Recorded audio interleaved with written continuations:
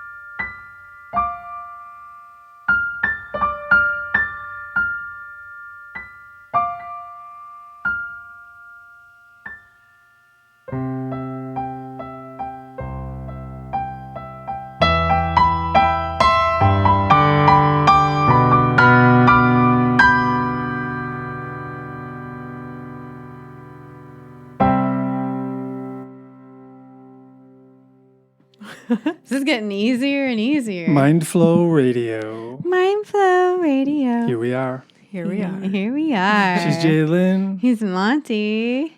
And we have Erin here with us today. Thank you, Erin, for being Yeah. here. Thanks for having me. Mhm. Our special WDRT edition. Yeah. Yeah. Once a month. Yeah. Shout out to all the locals. We love you. Yeah. So what did you just say about nowhere, now here? Okay. Yeah. So, well, normally we talk about the Tao, but today we're just going to talk. Yeah. Yeah. We're just going to chat. Why not? Yeah. Yeah. Open mic Sunday. How about that? Mhm. Yeah. I was just sharing that this week I have been just listening to tons of Richard Rohr stuff. And one of the things he said is to focus like kind of a contemplation of God is now here or God is nowhere. And the two words now and here create nowhere. And so when we were just doing our little meditation, I focused on that. Like God is now here. And then on my out breath, I said, or God is nowhere. And to me, that felt like breathing in the presence and breathing out the past. I don't forward trip as much into the future as I trip into the past. So That's interesting. yeah. So nowhere. It's good insight. Yeah. Yeah. So nowhere to me feels like the past, where God really isn't present in the past anymore. He's only present right here. Right here, right now. Mm-hmm. Yeah. It's true. Yeah. Excuse me. Yeah, there is no way to be anywhere but here, I know. except our mind wants to think that we can, but it really can't. Well, the energy is present. Yeah. All the chi flowing through the universe and through our bodies. That's present. Of now. Yeah. Yeah. It's occurring in the present moment. Right. And our mind, though, is created of a mix of everything. The past, the present, the future. That choppiness. Yeah, and just like straight up fantasy, which is Right. what is that? Right. What is That's that? it's sort of future, but not really. It could be vision. Yeah. It could Yeah, I be. think Or it's there's part of analysis manifesting. too. You have to kind of dream Yeah. of what you wish to manifest. But Yeah. I think, I've been in the situation where fantasy is a product of trauma and just like imagining that there's a better world It's a out there. crutch. Can be a crutch. Something you lean on. Yeah. Right. A coping mechanism, basically. Yeah, right. Or Yeah. just it can be like a really intense habit. Some people are just in the habit of like living in a fantasy world. But again, it's like fantasy is important. Analyzing the past is important. Having a vision for the future is important. But everything needs to be in moderation because we need to have time in the present moment as well. And if the present moment gets bumped out, Right. our connection with the energy flow, the Tao, With whatever you peace. want to. Our connection with peace is just not present if you're not connecting with the presence ever. And I think when I think about peace as God or the flow or the Tao or that's and you just can't connect unless you are in silence and solitude and presence and all those fun things. Well, not The place of receiving. I think we can connect when we're not in silence at times too, if we're in the flow. Yeah. If we're primarily in the moment, engaged in some aspect of the moment. But I wonder, Perhaps. and I'm not good at it, at finding silence every day, although I'm getting better. But I think in order to connect, you have to have a pattern or a habit of finding that silence. Sometimes it's just moment to moment. It's catching your thoughts. Right. It's being aware and being like, oh yeah, I don't want to go there. Yeah, right. I'm going to be here now. Making the choice. Yeah. You're talking about metacognition, Yeah. being that witness to your thinking and finding the stillness. Ultimately, we want stillness between our thoughts. Like you have a thought, then you have some stillness. Then you have another thought, and then you have some more stillness. But we go nuts when we're just thinking. We go into agitation, and get drained, we get worn out. Oh, that it wears me out just thinking about it. Yeah, I know. I can Blood feel it in my pressure goes muscles up. just thinking about all the thoughts, the patterns, the rumination. Yeah. Yeah. The rumination, and when you think about an animal and what it's doing when it ruminates, and that's what we do with our thoughts, Yeah. and Yeah. we regurgitate it into the present moment. We regurgitate the past into the present moment and chew on it. Yeah. We try to fit it in the box. Yeah. We're just trying to fit it in this box that exists now, but it really doesn't exist anymore. Right. But we keep trying to pull it in that box. Well, we keep it existing by bringing it into the present moment. We make it exist by holding on to it. Yeah. Well, and reliving it. And not even to mention flashbacks. I mean, right. I had a full-blown flashback the other day of something I didn't even see, of Christopher's death, and it was just right there, and I'm like, oh my gosh. And I, now I can realize that that's a flashback. Yeah. It's not real. And, but boy, are they powerful. But it was, I was driving down East Avenue and coming to a stop sign, and I was like, wow, that's a flashback. Okay.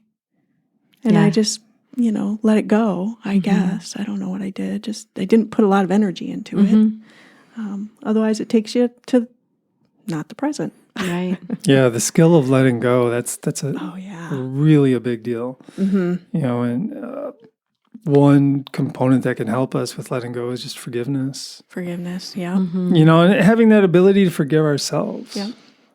That's what it is. I've been reading a lot others. This week, and it just keeps coming back to self. Like if you are hoping to find a place of peace and joy, and which to me that means evolving, allowing your soul to evolve, then you have to keep working on your inside. You just have to keep going, and that's letting go and forgiveness. And knowing when to focus and how to focus. Because I feel that part of our cultural issue is that instead of focusing in, we focus out and we're like pointing. Blame. It's all your fault. Shame. If like, what do you say? Like, if that group of people was gone, I would be happy, and we just continue to do this Forever. And I feel like what's going on is we're just bored. And our boredom is like, well, shoot, what can I pick on? Because we don't have to figure out how to survive. We don't have to go work in the field. We don't have to go chop the wood anymore. There's gas in the city and all this stuff. We don't have to feed the horses so that we can make it to our neighbor's house. Like, our workload of survival is so small right now. And we're just a bored culture. Yeah. Yeah. Well, and we're a power-hungry culture. Yes. So we're dominated by plays. power. And, I think a lot of that power is the masculine. And historically, the masculine story is aggression and dominance. And then you have to other people. You have to imagine that you're better than them. And then you're going to dominate them and take over. Part of the masculine experience, too, though, is just protecting the tribe. Yes. Just saying. Right. It's especially when you have that tribe. But I think if you don't have the tribe then you're just protecting yourself. Then you're just protecting yourself and creating, friction and violence and Well, there's the part of just feeling that you're always in danger. Right. So the beauty is to pull the masculine and the feminine together. Yes. And if imagine Within your tribe is the ourselves. world, humanity is the tribe. We like to even live in our own fantasy where we have this really cool tribe of people, and it's true, we do. But the reality is that our real tribe is all humans. Right. And how do we have to balance the feminine that pulls us together and the masculine that protects us. It's interesting. In the Tao Te Ching, it says to be balanced is to, the masculine, so you know the hard, but you stick with the feminine. You stick with the soft and the flowing. And then you have balance. Wonder what knowing the hard means. I mean, how do you imagine that knowing you know? To me, knowing the hard, I relate it to Tai Chi. Yeah, that's what I was thinking. So knowing the hard Being able is to knowing defend how yourself. to defend yourself. And, even emotionally knowing how to defend yourself, Yeah. knowing how to defend your people, boundaries. that whole thing. Sure. Because there's a time and a place for that. Yeah. But I think what you just said that I want to talk on is knowing, I don't even remember what you just said right now, but what went through my mind is that when we know how not to get in a fight, how not to be triggered by someone's annoying comment, it's like, okay, that was an annoying comment, instead of like, what? and you're talking about the Facebook pretendville. Yeah. Pretendville, right, where nothing's real. I know. That I'm reminds so brave me of on that one Pretendville. movie where the guy, like, everybody is paid to pretend that it's a movie. Oh my gosh, I can't remember that one really funny guy. Anyway. Adam Sandler? Is he Nope. funny? Okay. No, it was. I mean, he's funny, but Good it try. wasn't him. It's the other guy. But the Truman Show. Yeah. It's the Truman Show. Okay. And they literally, it's this whole fake town all around this guy. And he thinks this is real life. Yeah. And then he figures out that he's living on a set. You guys never seen this? I've heard it of was it. so good, though. And I feel like that's kind of what Facebook is for us. Like, we think it's so real and so important. And we feel like we have to shove our opinion down other people's throats and think they're going to change their mind. Right. And I get caught in it here and there, like 2 times last week. And then you think about it, you ruminate, like, chew that cud, like, keep it present. It's like, Well, maybe it's okay, though, if you then can take that and say, why am I triggered? Yeah. What is it about me that is triggered? Like, how do I feel about myself right now with that comment? And then work on that, ruminate on that, I guess, or try and figure it out. try to figure it out. And it right. could be just one of the reasons you're triggered is because you're spending too much time on Facebook. Right. And your mind is agitated just because of that. Right. But Well, and you kind of feel the divisive kind of energy all around you. So then when you see it, then you react to it because you don't like it. You want it to be different. Right. You Yeah. wish it were different. yeah, that's true. I've been really thinking about how Pretendville or Facebook I like it. Pretendville. how it really represents. We represent our personal philosophies on that platform, and More it than we seems would in person. Well, I mean, what I'm saying is I think a lot of people have been indoctrinated into believing the philosophy that you need to attack the evil. You need to attack. And then if you're attacking something, you're doing the right thing. But there's a counter philosophy to that, in that perhaps if we're going to create change, we're going to support the good. Support that change, be the change. Absolutely. Which is something I believe in. But it's just interesting when you look at it from a philosophical perspective. I mean, we all have philosophies. It's one thing we don't really talk about much because we assume that, Right. it's just, we don't go there. And they're built from, it's multifactorial. Like our philosophies are from childhood Oh, yeah. to Things that have happened to things that us. have happened, and then to how we've worked through it, what's worked for us, creates our philosophies. Yeah, what the media tells us to, And then there's that. I mean, I how don't to even know. act. And I mean, there's all that part of it too. But it does, I mean, a lot of our philosophy comes back from our ancestors because it's just, it's handed down throughout the ages. I think there's something to this experience of being a part of our own survival. And when we are not putting that effort in through labor and through collaborative efforts of labor, Service. then we have all this time to just debate. Or, I would challenge everyone to take that time to look in. And I think we've done that, right?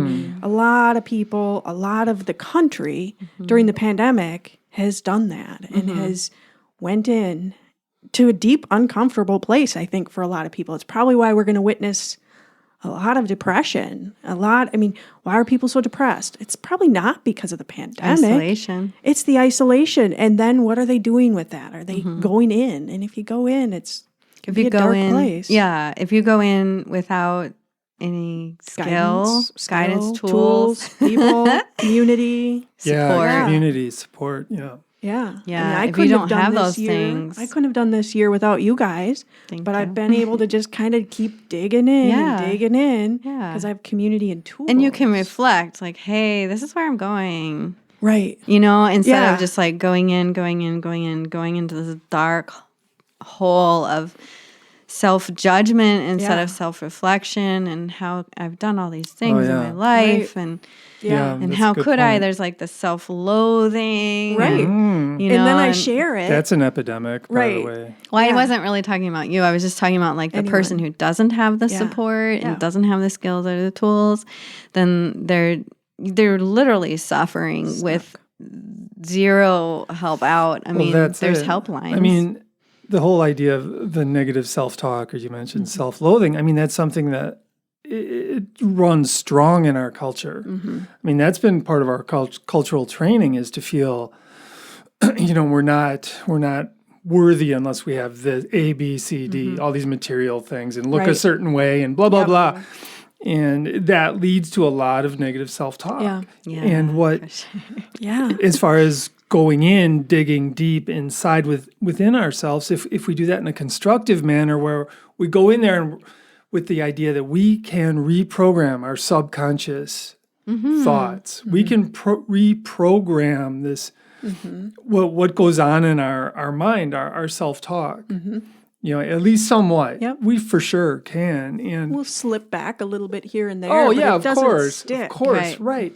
Ratchet know effect. better. Once you know better, and once you become fairly skillful at that metacognition piece, which is being the witness to your thoughts instead of identifying with your thoughts, at that point you're able to identify when the chatter is unproductive, and you can work against it. You can re-steer it, you can reboot it. Right. And then you're empowered. And it shouldn't be, like, if we talk about the negative self-talk, which is important to kind of get rid of that, we also don't want to go the other way, Imagine if you switch to your ego. Well, it would be kind of switching to ego like, I'm the greatest. I have all the power. There's a word that Monte says. I can't remember. Yeah.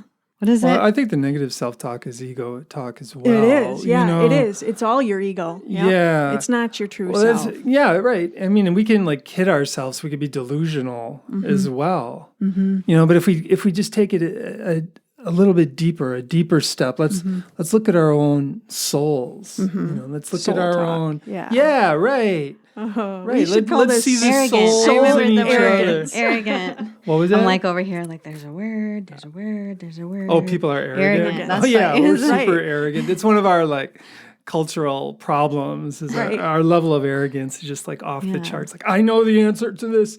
Right. And that's what I wanted to talk about. And you had sent me a text about Richard Rohr saying like the small point, or like we are point of view comes from a very small point. Yeah.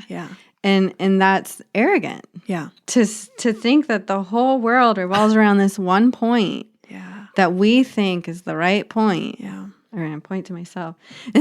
But it's like, no.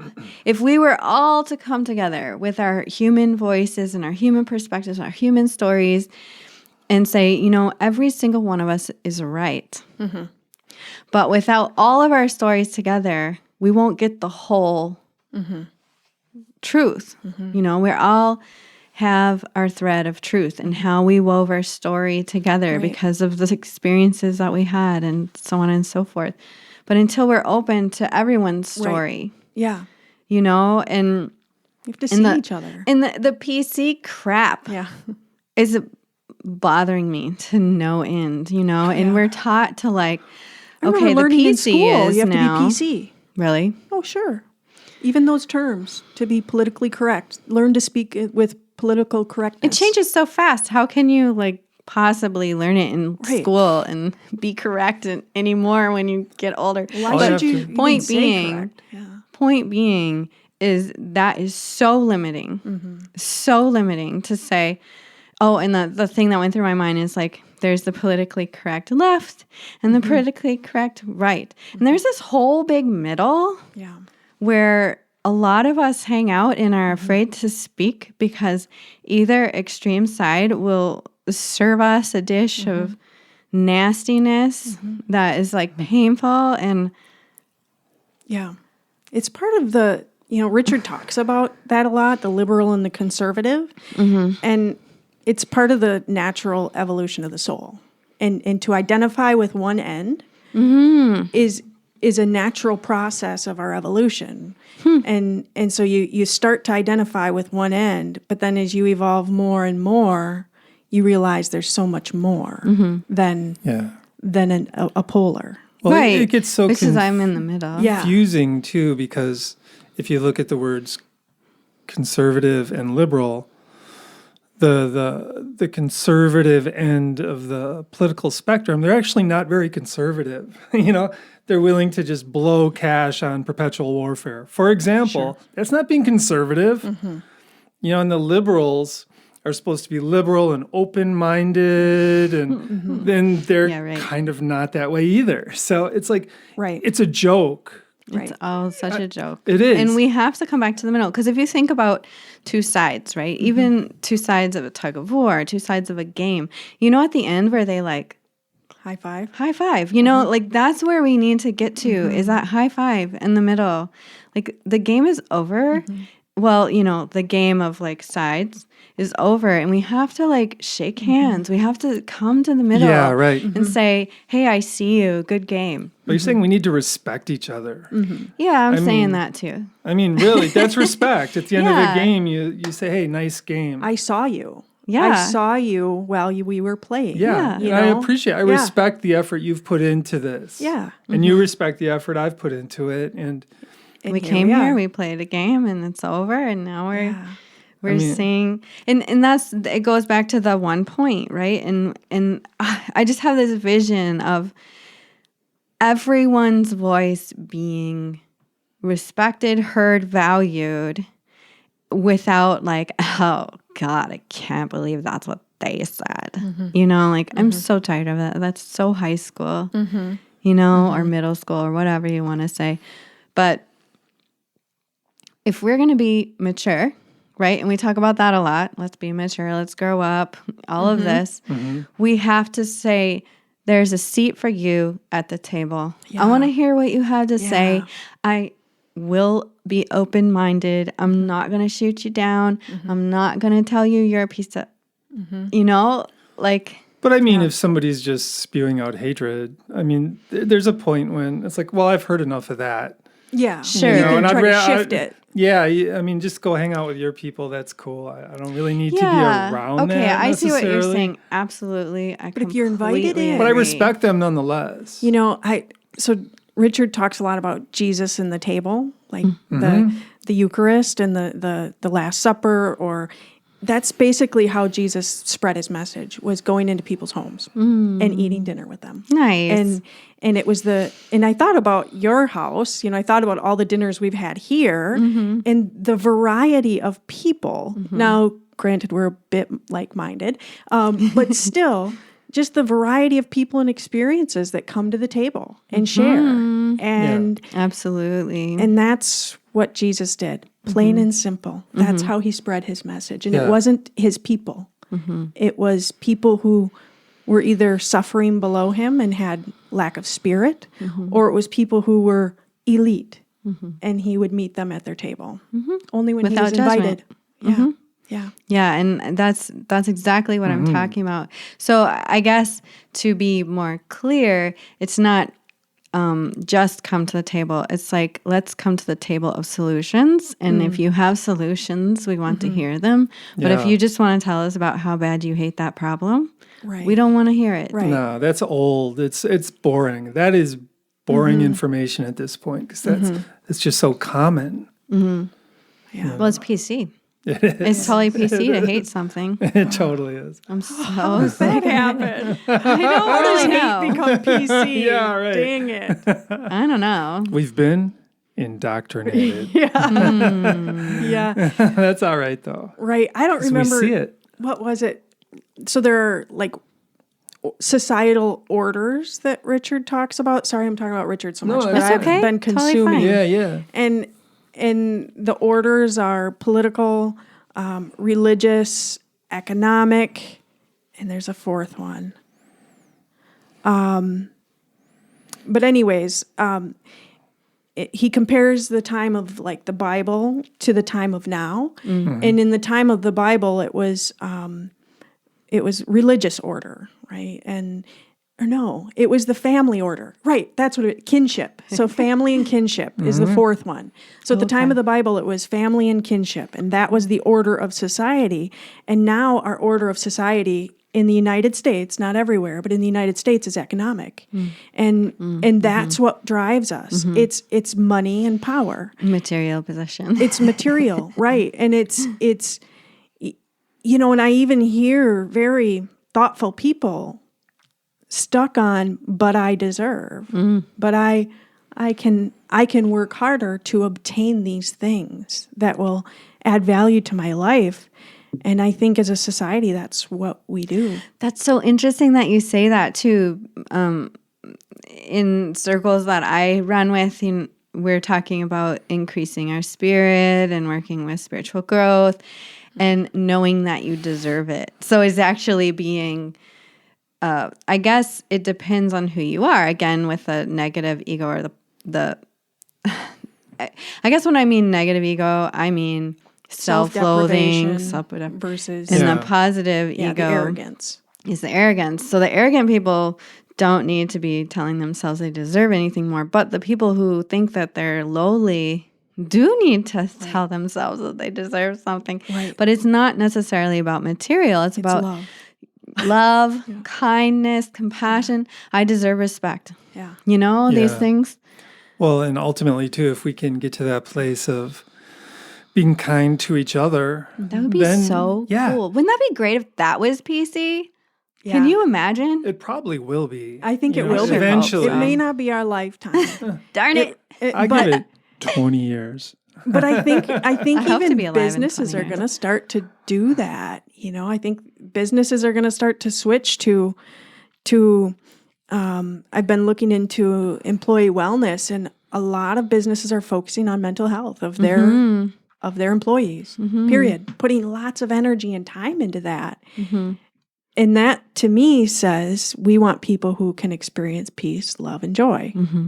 And it starts with themselves. Well, and it does. And the bottom line is that if we can if those are mind habits, if kindness is my mind habit, if love is one of my mind habits, forgiveness is a mind habit, and I apply that to myself and I apply it to the world.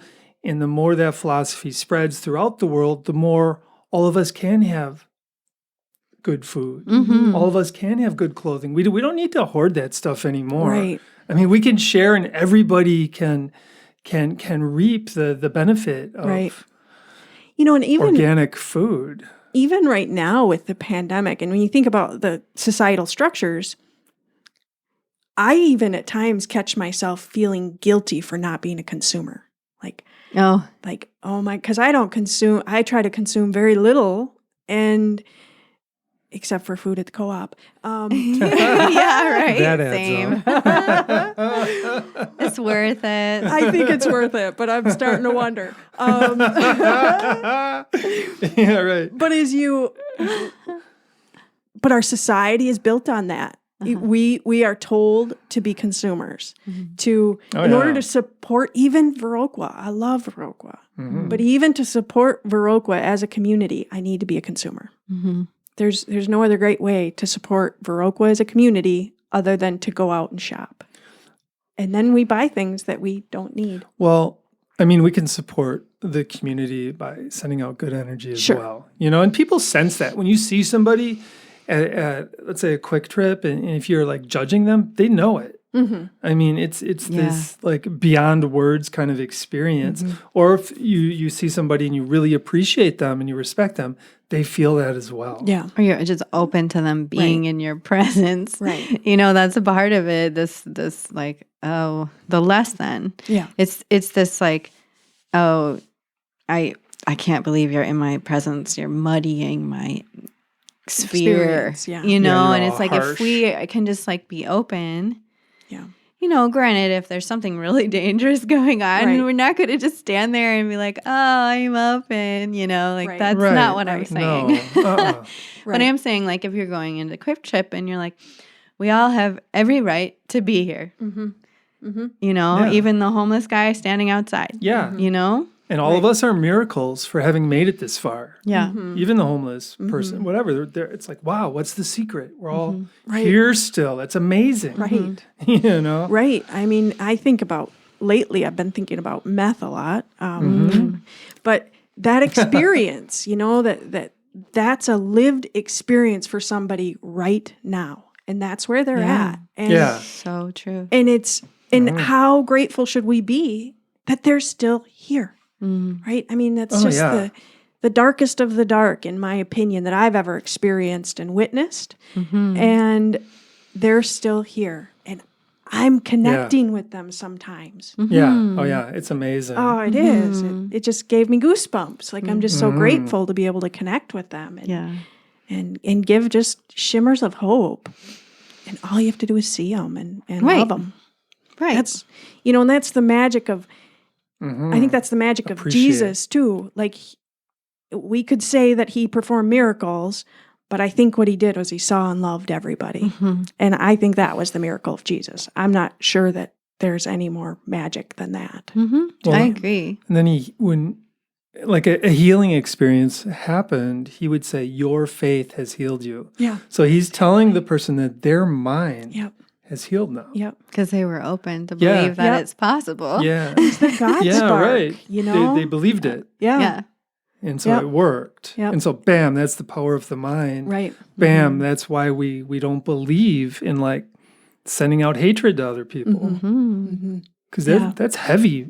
Yeah. I'm trying to destroy somebody with my mind. I Well, mean, what kind and of we karma does that create for myself? Yeah. I don't think we consciously, and some people do, but I don't think we consciously are sending out negative hate vibes. You know, it's just this, it's so subconscious. It's so fed It's to projecting us. our It's wounds. projecting our what it is. wounds. Yeah. Absolutely. And one thing Carolyn Mays talks about is the poison darts. Yeah.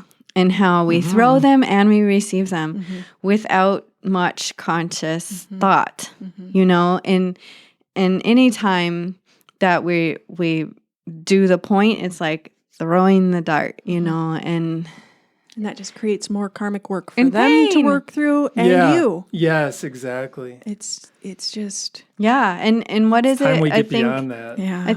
I'm pretty sure it's in the Bible. We reap what we sow. Yeah. And there's Oh, yeah. also there's another one that says, you get tenfold of what you give. Okay. So if you give a poison dart and you're just so used to giving them, can you imagine how unhappy, painful, depressing, anxious filled?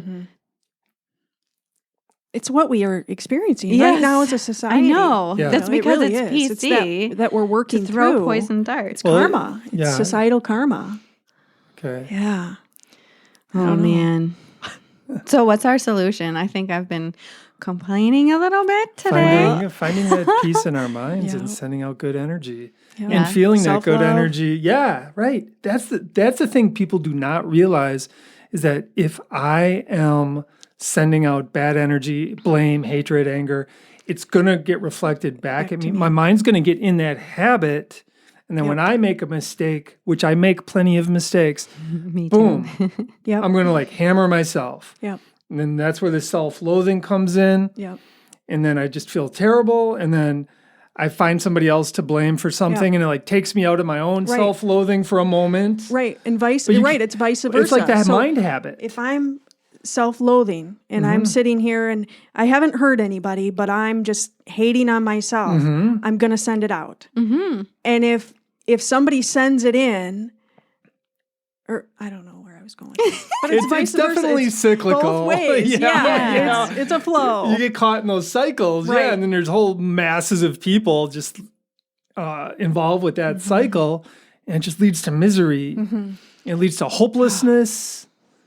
And that's what we're shifting. We are shifting it. There's a whole group of people who don't buy that anymore.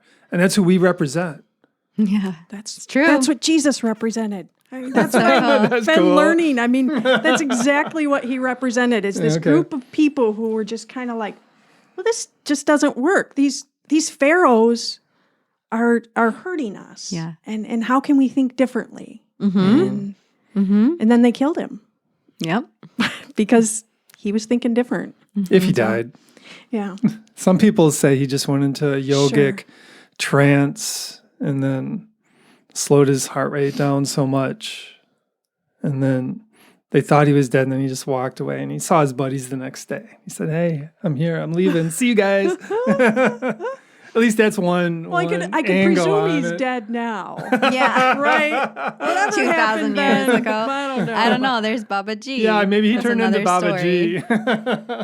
He took a ship to India and supposedly he learned from Baba G. So I don't think he could be Baba G, but he definitely was a student of. Who knows about all that stuff, though? It's true. I mean, that's where the arrogance. Really it's like, right. We can believe it, but who knows? We've got to be open to everything. Yeah, but we can know the moment. That's why we need to get involved. This is what we can. Our experience can make us believe it. Mm-hmm. I think that's what the message is. So if the only thing we believe is, and I'm going to speak of Jesus because that's what I'm focused on. But if the only thing we can believe is Jesus's message, then practice it and see what your experience in life is. Mm-hmm. Practice his message and then feel the experience. And that's the only way of knowing. Yeah, and notice. Yeah. Notice what's going on. Notice what happens in your life. Yeah. And going back to that Tao Te Ching quote of, the hard, but stick to the soft, that would be Jesus. Mm-hmm. He was full of, his message was love and forgiveness. Those are soft and beautiful things. Yep. Yeah. Mm-hmm. So I want to share my solution. Okay. So my solution is that we take time to be still and receive divine love so that we can be full, so that we don't feel empty, so that we're not expecting some other human to fill our void. Yeah. And that is super important. Thank you for saying that. Yeah. And we can't be expecting any other human to fill that for us. No. And yet we have every ability to do it for ourselves. And at least that's how I feel. And if we are going into the world more full, then one, we know where our boundaries are, and we know what to let in and what not to let in, and we know how to let everyone's voice be heard at the table, but not be a victim or a goo-goo-eyed student, right? Not idolize. Yes. Yeah. So we are whole because we are full, and therefore we can learn without getting caught in someone else's ego or without feeling like all the bad things always happen to me and nobody's giving me the love I need. And because it's about the divine in yourself. It's your connection to the divine. Yeah, and then if you can really sink into that, perhaps you're just far less likely to believe other people's philosophy or the indoctrination. It's not even other people, right? It's like this. It's the energy of society and of part of society. I mean, we represent part of society too. Yeah, we represent like the center of the balance. Where we're like, okay, we see you all over here, and we see you all over here, and you can continue to be over there, but it's much more stable in the center. Feels really good here. Feels better. Yes. Yeah. Back to Really the nice. back to hedonism. Yeah. It does feel much better. Right. Just being fulfilled is a great way to. It feels really good. Yeah. And it's stable. It's a stable feeling. It's a steady feeling. Balanced. Yeah. Yes. Physically, because if you're way emotionally. on any side, anything could make the scale tip. Right. And any emotion, one more poison dart, you're done, Right. Yeah. But and if the more you're you hold it, the narrower your swings are going to be, because we're still going to swing in and out. Oh yeah, that's true. But the more time you can hold that energy, the fewer and less harsh the swings are into, into a grandiose versus a really, depriving status. So, and it comes through, like you said, it's connecting to the divine in solitude and in silence and in prayer, meditation, contemplation, yoga, tai chi, music, art, lifting weights, carefully, nature, right? I think riding your bike, hearing the birds, Oh, that's one thing really seeing interesting the good. that Richard talks about is only about 20% of humanity is intuitive.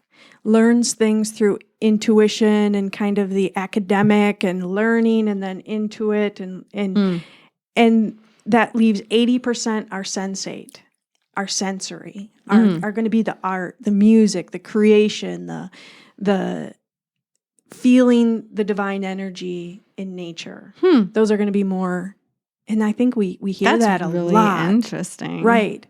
And that's, in his way, that's one of the ways he feels like the church or Christianity has failed, because we've said that that's not right.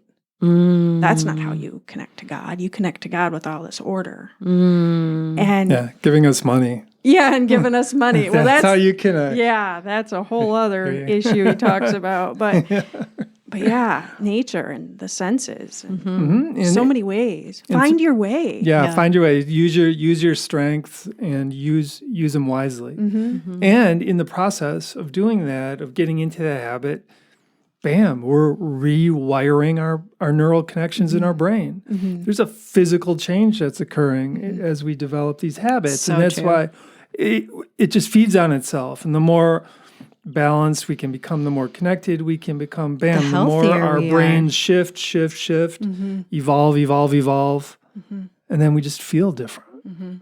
The conscious evolution. We're all going to get there. That's the other thing too. That's what Buddha says. We're all going to get there. It might take a long time. It might take 100 lifetimes. It might take more and it might have been 100 lifetimes. We might be there. We might be in that. This might be the lifetime when we collectively take some kind of quantum step into a new type of humanity, a new way of living. Yeah. I so look forward to 20 years from now, and I pray we're all still here and that we can be like, so. Yeah, I know. You remember back in 2020, 2021? Yeah. Remember all Let's that stuff reflect a little. Yeah.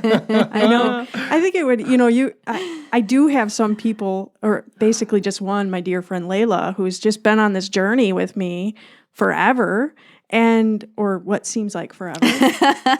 And we can kind of pass trip and be like, what did you think you wanted then? And we can talk about that. We did this week, like 10 years ago. Where did you think you were going to be? We were able to share that, and then share where we actually are and how close we got to where we thought we were going to be. And so, in 10 years, it'll be fun to see where we are. Totally. We'll have a big bonfire in 10 years and hang out with it. Hopefully Kyle's still spinning fire at that point. Probably in will the driftless. Make sure. So I just want to give a shout out and Corey to all of our Mindflow radio community out there, and thank you for contemplating with us and holding space for us as we are human as well. And just big thank you. Big thank you for being here. Anyone else have anything else to say to our friends out there? Just love each other and love yourself. Yeah, examine your own philosophy, see where you're at, and see if it's working for you. Pay attention. Know that you have a philosophy. That's like step one. Even if you don't know what it is, know that you have one. It's right. And then you can examine it and decide if you still want it. Right. You can change it. Yeah, you can change it if you want to. And I can change mine if I want to as well. Yep. We're all empowered. Cool. Awesome. Thank you. Yeah, thank you. Yeah, thanks for being Erin. here, Erin. It was great having you. Thank you. Shout out to Viroqua. Yep. Be well, y'all. V-Town. We are about to enjoy an experience together. Monte's going to play some gong, and I'm going to lead a guided meditation. So, if you can, find a comfortable position to either sit up nice and tall, stand up nice and tall, or just sit back and enjoy. Taking a couple deep breaths.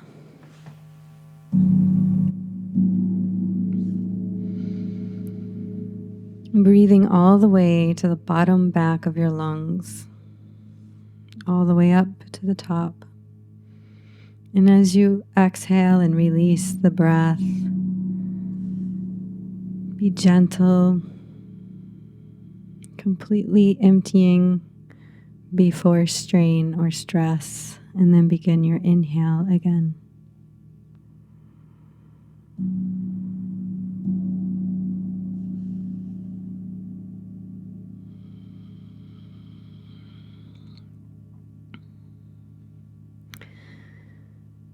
Notice how you're feeling in your body.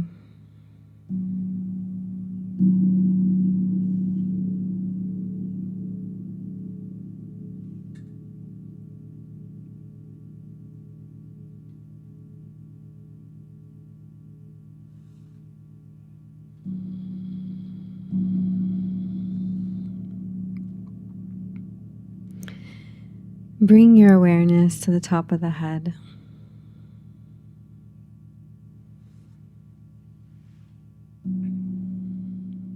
Declaring that you are allowing in divine energy, you are allowing in benevolent energy. Anything of your light is welcome.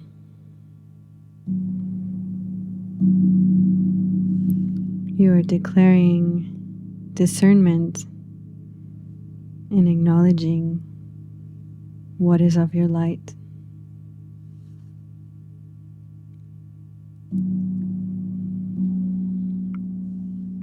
And then trusting. Sensing an open window at the top of your head.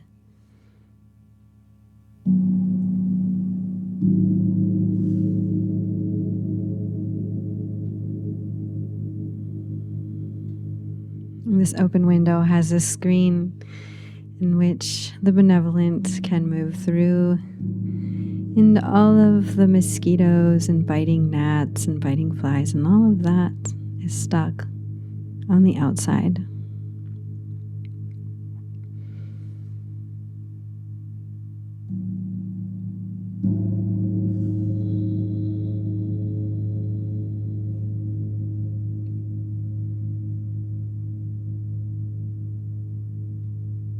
Bringing this benevolent, divine energy in through the top of the head and feeling this in your brain.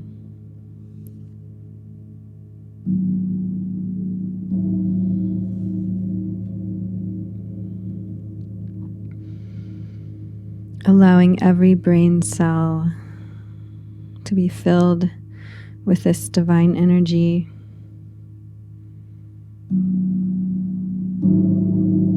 You are receiving. You are being nurtured, cared for, held.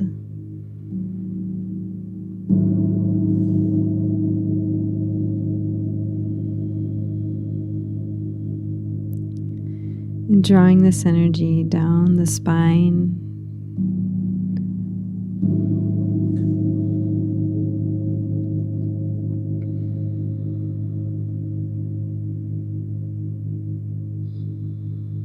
Take your time with it. You're not in a hurry.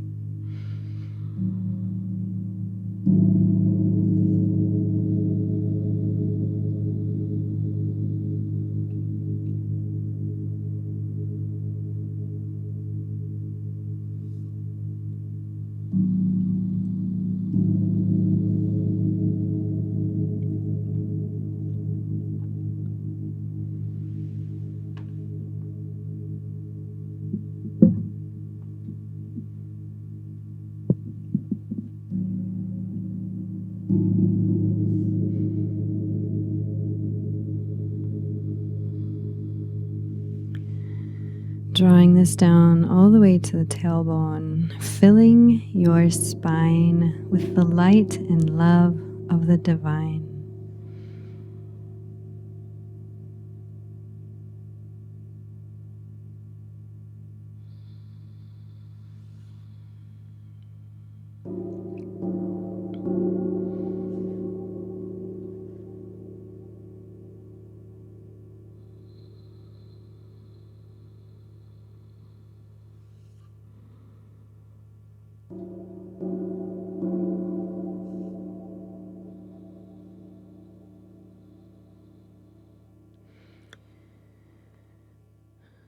And now bringing this light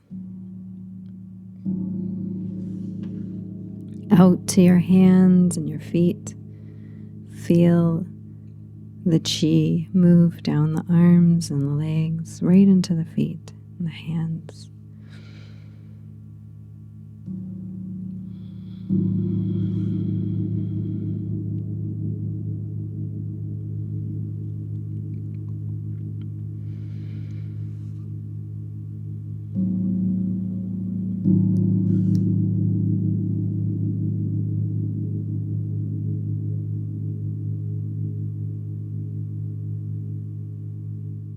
Filling up, completely feeling fulfilled.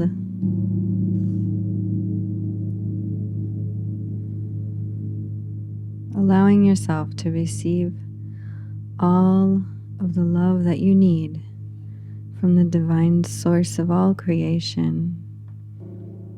You are valued.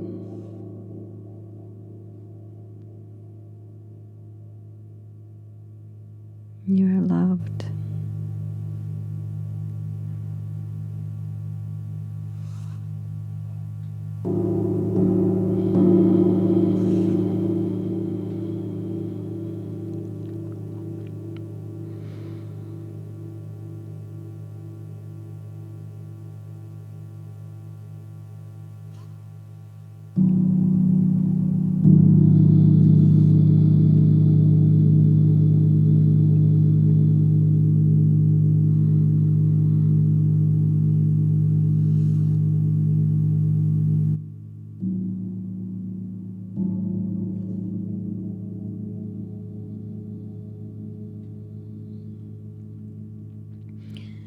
And then bringing your awareness to the third eye between the forehead.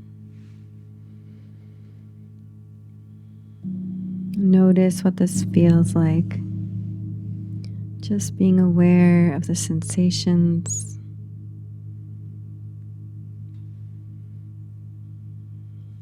Imagine that you can breathe in through the third eye, through the brain, all the way to the back of the head, and exhale back to the front of the third eye. Imagine that you are flossing your third eye with breath, and this breath is cleansing and clearing of this space, opening your mind's eye to a greater truth, to a greater sense of being whole.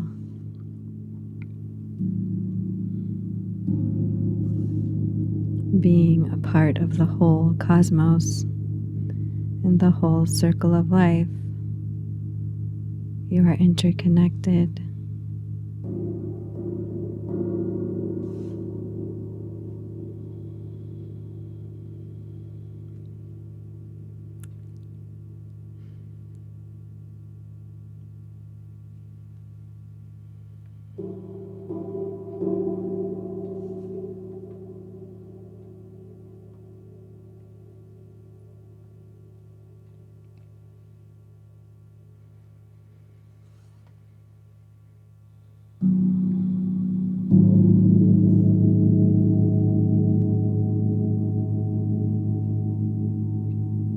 And from this state of fulfillment and clarity, bringing your hands, palms together at the heart center, thumbs against the breastbone.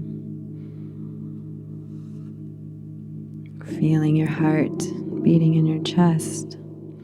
Feeling balanced. Feeling right meet left, right in the center.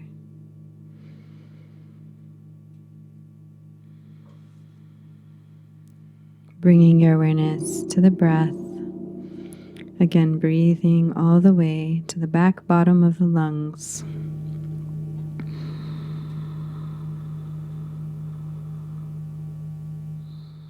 Fully aware of how you feel in this moment. Honoring whatever you feel in this moment.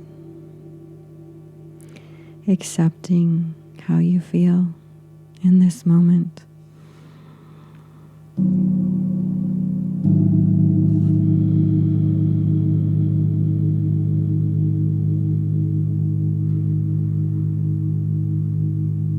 Know that you can come back here at any time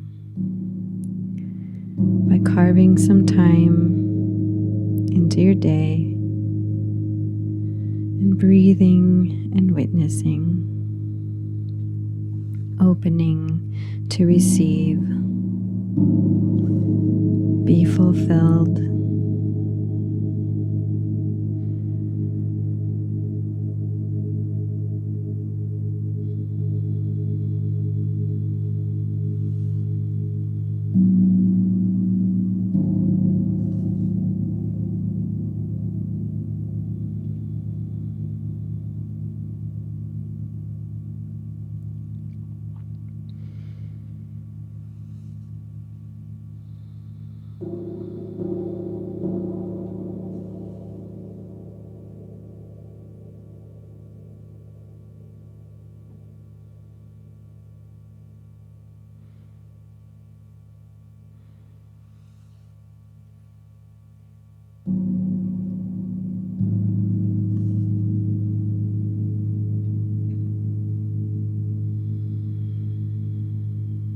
May we acknowledge the blessings we receive when we give love, when we accept all of humanity as our brothers and sisters.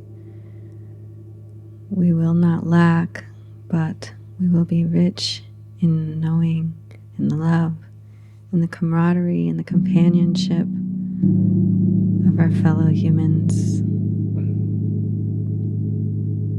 We are all in this together.